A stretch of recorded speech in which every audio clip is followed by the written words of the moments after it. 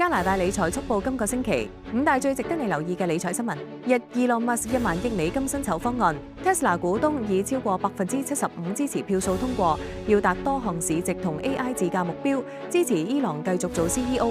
雖然部分大股東反對，但係 Tesla 董事會話唔批佢可能走人。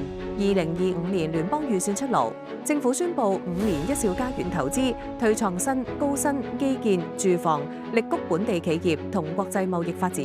30月就業報告新增6.7萬職位，加0.3%，失業率跌至6.9%，負0.2%，多數為兼職同埋低薪行業。人工按年升9.6%，但係生產力偏弱。4、加元今個禮拜急跌，美加同步減息，美聯儲主席暗示減息或放慢。美國經濟消費數據強，資金避險流入美元，令到加元受壓。5、雞肉價再暴升，美國禽流感致供應短缺，加貿易戰，進口雞肉成本飆升，雞胸批發價732加元每100千克，雞翼升12%。未來數月預計加價20到25%，雞都變奢侈品。簡單直接加拿大理財 tips， 覺得有用嘅可以 follow Novella 嘅 IG 同 Threads。